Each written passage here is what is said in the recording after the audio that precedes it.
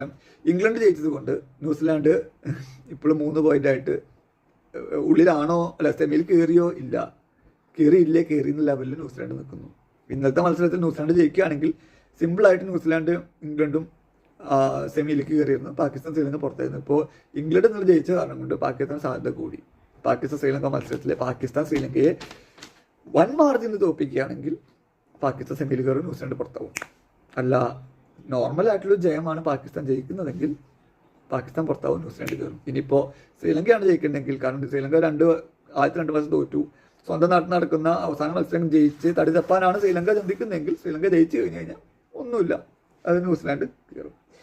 ഇനിയിപ്പോൾ പാകിസ്ഥാൻ ജയിക്കണമെങ്കിൽ ആദ്യം ടോസ് കിട്ടി ആദ്യം ബാറ്റ് ചെയ്യുന്നത് ആദ്യം ബാറ്റ് ചെയ്യുന്നത് പാകിസ്ഥാൻ ആണെങ്കിൽ ശ്രീലങ്കയെ 64 റൺസിനെങ്കിലും തോൽപ്പിക്കണം. 64+ റൺസിന് ശ്രീലങ്കയെ തോൽപ്പിക്കണം. ആദ്യം ബാറ്റ് ചെയ്ത്, ഫോർ എക്സാമ്പിൾ ആദ്യം ബാറ്റ് ചെയ്ത് പാകിസ്ഥാൻ ഒരു 164 റൺസ് എടുത്തു, അല്ലെങ്കിൽ 164 റൺസ് 160 മേലെ റൺസ് എടുത്തു വെച്ചെങ്കിൽ 100 താഴെ ശ്രീലങ്കയെ പുറത്താക്കണം.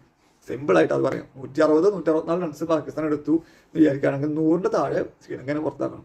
എന്നാൽ മാത്രമേ പാകിസ്ഥാന് സാധ്യതയുള്ളൂ. ഇനി ആദ്യം